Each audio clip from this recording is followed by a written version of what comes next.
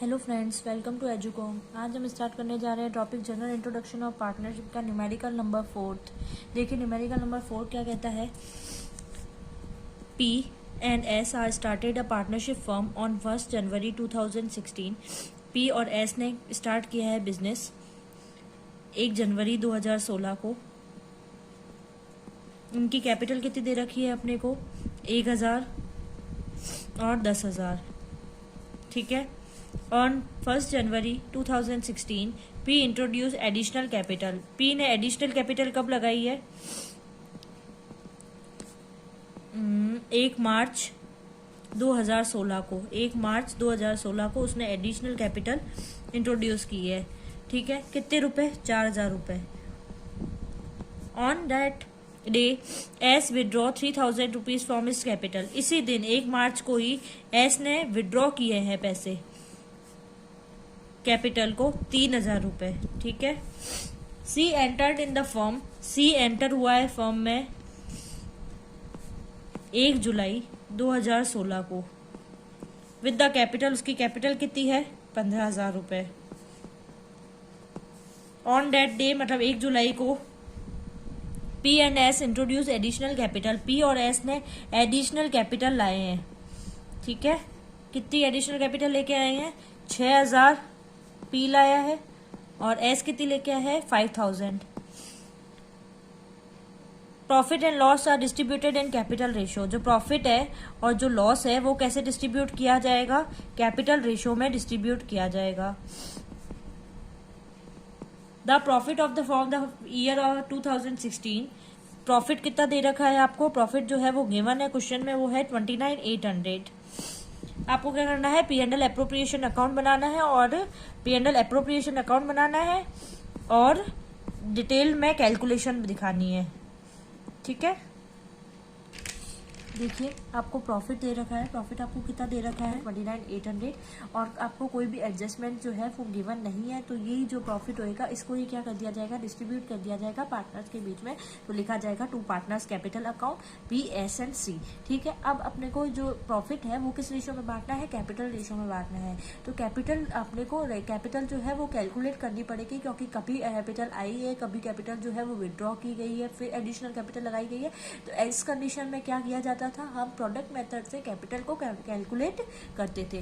देखिए कैपिटल कैसे कैलकुलेट की जाएगी। देखिए आपको दे रखा था 1 जनवरी को आपकी कैपिटल कितनी दे रखी थी? 1,000 रुपए दे रखी थी पी की, और एस की कैपिटल कितनी दे रखी थी? 10,000 दे रखी थी, और सी की कोई भी कैपिटल इस दिन नहीं थी। ठीक है। तो 1 जनवरी हम लोग ये लिख लेंगे। ठीक है। फिर 1 मार्च को उसने क्या करी थी? एडिशनल कैपिटल लगाई थी। देखिए आपको क्वेश्चन में क्या दे रखा है। पी और एस ने कैपिटल कितनी तारीख को लगाई थी? 1 जनवरी 2016 में लगाई थी। तो ये 1,000 एंड 10,000 जो है वो हम लिख देंगे 1 जनवरी 1,000 एंड 10,000। ठीक है। फिर एडिशनल कैपिटल उसने कब लगाई थी? 1 मार्च को लगाई थी। कितनी लगाई थी? 4,000। और एस ने उसी दिन क्या विड्रॉ की थी? 3,000। ठीक है। तो हम इसमें देखेंगे 1 मार्च को उसने 1,000 तो थी उसके पास, उसने एडिशनल कैपिटल कितनी लगाई थी? 4,000 लगाई थी। तो अब कितनी हो गई आपकी कैपिटल? 5,000 हो गई।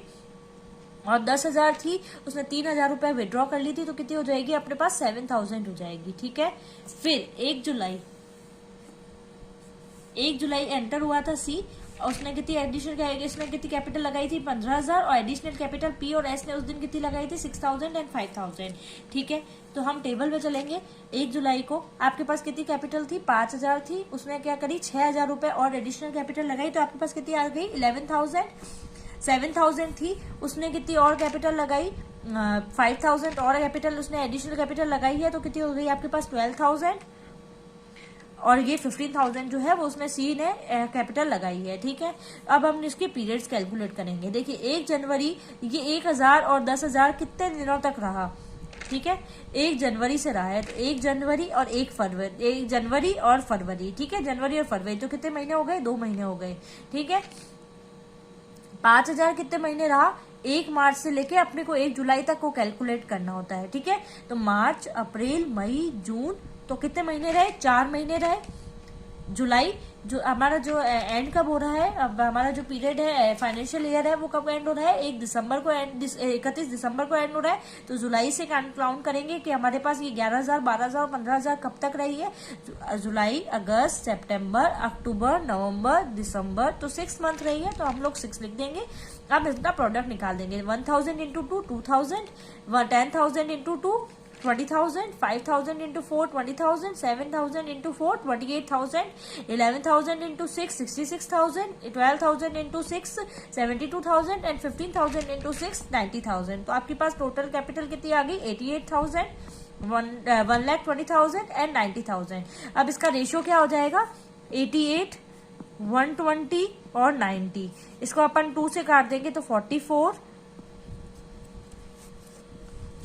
2 से काट देंगे तो 44 हो गया, ये 60 हो गया और ये कितना आ गया 45। इस रेशियो में जो है आपके कैपिटल, ये जो कैपिटल रेशियो आया, इसमें क्या है आपको प्रॉफिट जो है वो डिस्ट्रीब्यूट कर दिया जाएगा।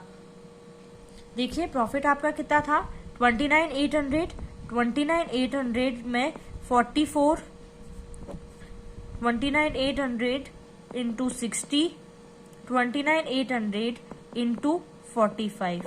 इन तीनों की टोटल कितनी हो गई, इन तीनों की टोटल कितनी आ रही है 149।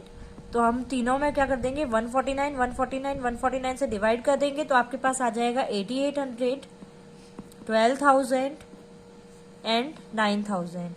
ठीक है, इसको हम P&L एप्रोप्रिएशन अकाउंट के डेबिट साइड में लिख देंगे। 8800, 12,000 एंड 9,000। ठीक है, और ये 29,800। Thank you.